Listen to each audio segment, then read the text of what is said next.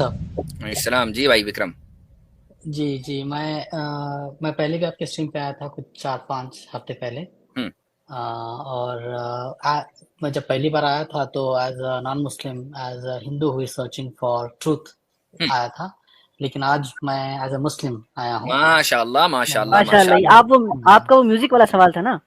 जी, मैं art dealer हाँ। हूँ, जो आप ही ने मुझे बताया था उसके बारे में। बहुत जबरदस्त, जी, जी, बहुत जी। बहुत मुबारक हो, अल्लाह ताला कबूल करे, जी, माशाल्लाह। जी, जी, जी, शुक्रिया बहुत-बहुत। माशाल्लाह। आई थिंक तकरीबन 2 साल से मैं इसके बारे में सोच रहा था, लेकिन आपके प्लेटफ़ॉर्म पे आने के बाद शायद अल्लाह ने दुआ कबूल कर ली। तो माशाल्लाह, तो बहुत अच्छा, बहुत अच्छा। जी, जबरदस्त। जी, मेरा कोई सवाल नहीं है एज़ सच, लेकिन हम्म। मैं एक अमेज़िंग एक्सपीरियंस जो मेरे साथ हुआ, वो जी। उसके बारे में शेयर करना चाहता हूँ। प्लीज। जैसे मैंने आपको बताया था पहली बार, मैं एक आर्ट अप्राइज़र हूँ। पुराने पेंटिंग्स को साइंटिफिकली स्टडी करना, उन पे फोरेंसिक एनालिसिस करना, हम्म। वो पेंटिंग फेक हैं, ओरिजिनल हैं, किस दौर की हैं, ये सब बताना मेरा मेरा प्रोफ़ेशन है।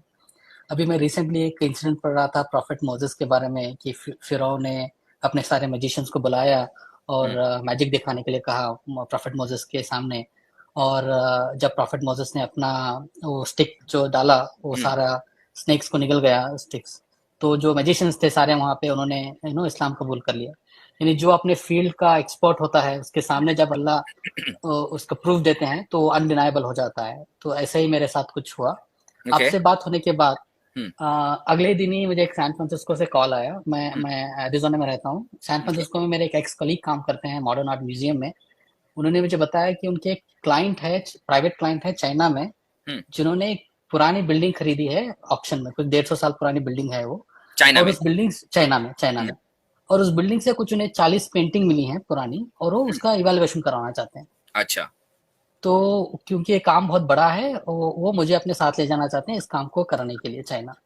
तो हमने, और एक हमारे फ्रेंड हैं न्यूयॉर्क में सोहो म्यूजियम में काम करते हैं, तो उनको भी हमने साथ में लिया। तो हम 3 लोग तकरीबन 4-5, आपसे बात होने के कुछ 2-3 दिन बाद हम सब चाइना गए इस काम को करने के लिए। हम्म। तो वहाँ हम गए तो हम वहाँ देखा कि ये जो प्राइवेट क्लाइंट है, ऑफ कोर्स वो काफ़ी, जो जिस तरह का ट्रीटमेंट उन्होंने दिया और जिस हम्म। तरह का अरेंजमेंट उन्होंने किया था सब करने के लिए, वो पता चल रहा था कि वो काफ़ी रिच क्लाइंट हैं, ओके। जो इन्होंने ये किया है।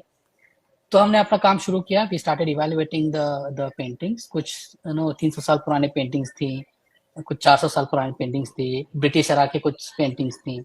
उस सारे पेंटिंग कलेक्शन में से एक एक पेंटिंग निकली। वो पेंटिंग भी नहीं है, एक वो रफ स्केच है।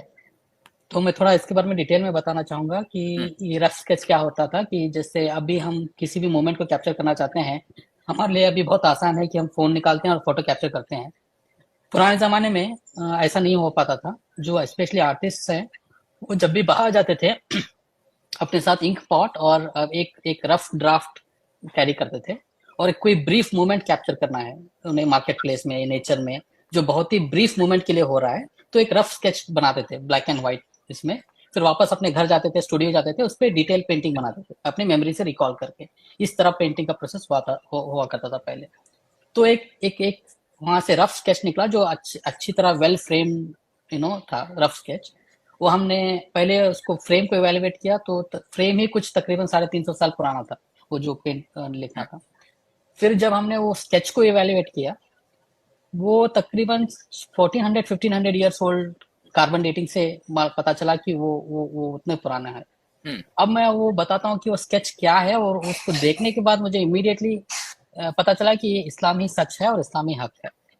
वो स्केच क्या है कि एक सिंपल सा स्केच है। एक झरना है और एक ग्रुप ऑफ एनिमल्स है, शायद टाइगर जैसे लग रहा है कि एक टाइगर की फैमिली है जो पानी पी रही है। एंड फ्रॉम आर्टिस्ट पर्सपेक्टिव, ये शायद वो रात को कैप्चर कर रहा है कि एक टाइगर फैमिली आई है झरने के करीब पानी पीने के लिए। और इस स्केच की अमेजिंग पार्ट ये है कि जो मून है ना, वो स्प्लिट है ऊपर। उस अच्छा। उस उस ओके। दैट्स स्केच में जो है इंटरेस्टिंग। ना, हम्म। हाँ, हाँ। वो मून स्प्लिट है, वो पूरा ओके। नहीं है। ठीक है। हम्म। और एक उसके ऐसा एक कंटिन्यूम एक ये है। और वो अगली फ्रेम में, इसी पेंटिंग का एक अगला फ्रेम है जिसमें मून को फिर से वही सीन है। एक टाइगर की फैमिली है जो पानी पी रही है, और मून को पूरा दिखाया गया है। सुभान अल्लाह। ओके। सुभान अल्लाह। ठीक है, ये देख के मुझे अनडाउटेडली पता चल गया कि there is no god but Allah and prophet Muhammad सल्लल्लाहु अलैहि वसल्लम is the final prophet of Allah. There is no doubt about it कि ये इंसिडेंट हुआ और किसी ने देखा और उसको रिकॉर्ड भी किया, और ये हिस्टोरिकल प्रूफ है कि ये हुआ। और ये I mean no god but Allah can do this kind of thing. सुभान अल्लाह, जबरदस्त।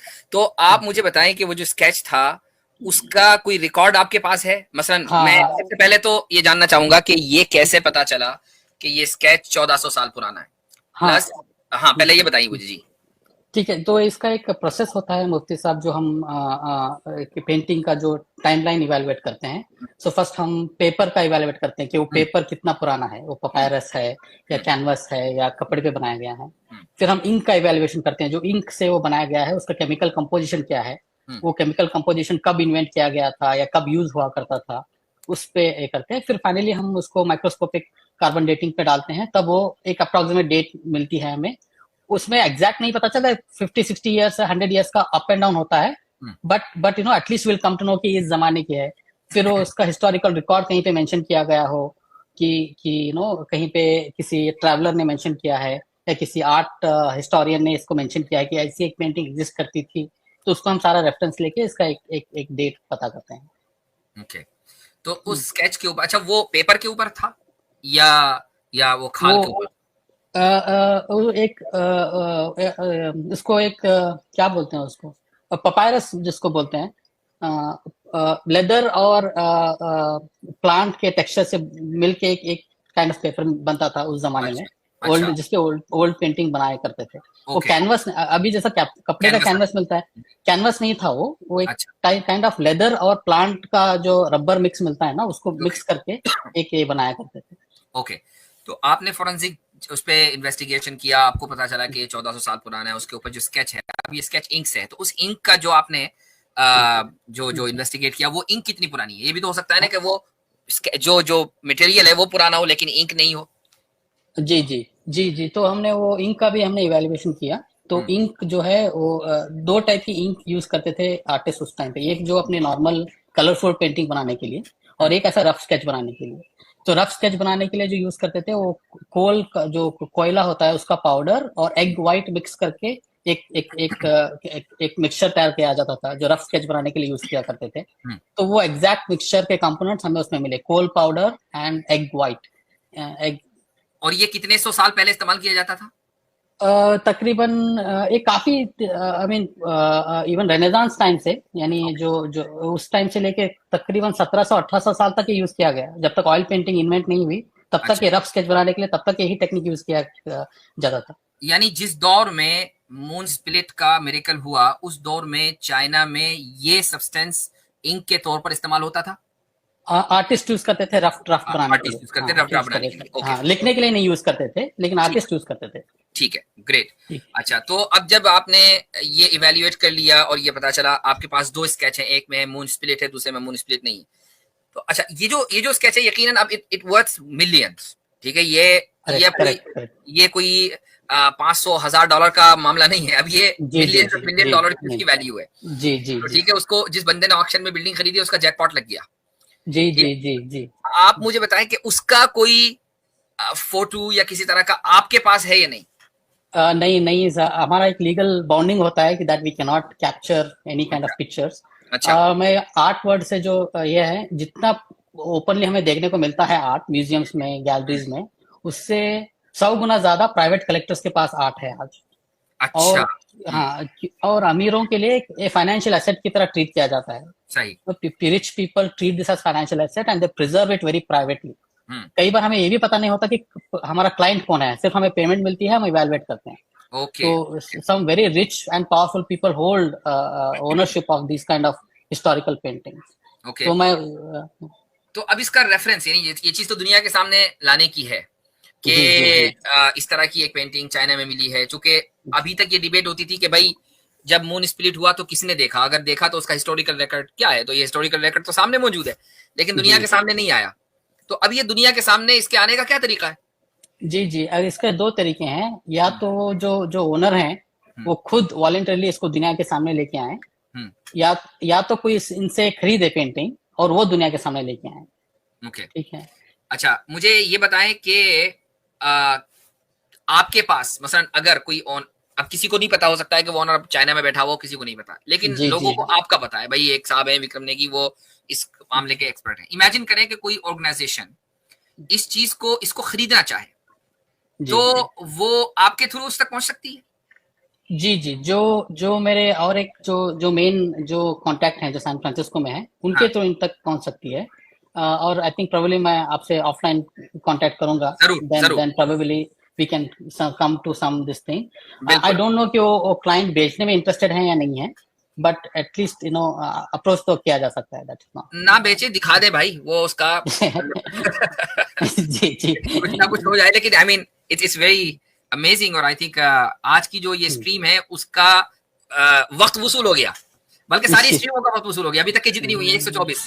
तो जी आपने जी बहुत जी जबरदस्त मुझे ये हमें हमें पूरी उम्मत मुस्लिमा को ये खुशखबरी सुनाई है, और अल्लाह ताला ने आपको इस चीज के जरिए इस्लाम की हिदायत दी। और आपने जो एनोलॉजी दी है कि जिस तरह जादूगरों को हजरत मूसा का मौजिजा देखकर यकीन हो गया था कि उनके पास जादू और हजरत मूसा के पास मौजिजा है, और फौरी तौर पर उन्होंने इस्लाम कबूल कर लिया था, कुछ इस तरह की बात आपके साथ पेश आई, ये जी सिर्फ और जी। सिर्फ अल्लाह ताला का फजल है। उस पर आपको भी शुक्रगुजार होना चाहिए, और हम सब शुक्रगुजार हैं शुक्र कि शुक्र। आपके थ्रू ये जो इतनी जबरदस्त रिवीलिंग हुई है पूरी उम्मत के सामने। तो इंशाल्लाह मुझे आप एक तो ये कि ईमेल करें, मेरा ईमेल चल भी रहा है, जी तो जी मुझे ईमेल कीजिए, मैं आपसे कनेक्ट करूंगा, कांटेक्ट करके बात देखेंगे हम किस तरीके से उस तक पहुंचा जा सकता है, जी मुख्तलिफ जी ऑर्गेनाइजेशंस को इन्वॉल्व किया जा सकता है। I think it's a very powerful revealing.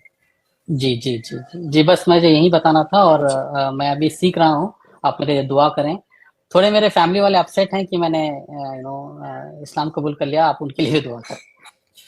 अल्लाह ताला सबको हिदायत दे, आपकी फैमिली के हर फर्द को हिदायत दे। ये चीज, ये चैलेंजेस तो आते हैं, ये तो आने ही है। जी जी जी जी हाँ। जी जी अब आप जिस जो जो अच्छा, ये एनालॉजी एक आपने पेश की है, उसमें आपने ये भी पढ़ा होगा कि जब उन जादूगरों ने इस्लाम कबूल कर लिया था, तो उनके साथ क्या हुआ था? जी जी। मुफ्ती साहब पता है मुझे। जी हाँ। चलें, ठीक है, बहुत जबरदस्त, ये माशाल्लाह। ईमेल सामने है विकास विक्रम भाई, ये ईमेल मुफ्ती साहब का सामने है। आप इसी नाम से मुफ्ती साहब को ईमेल कर दीजिएगा, स्क्रीन पे देख रहे होंगे आप।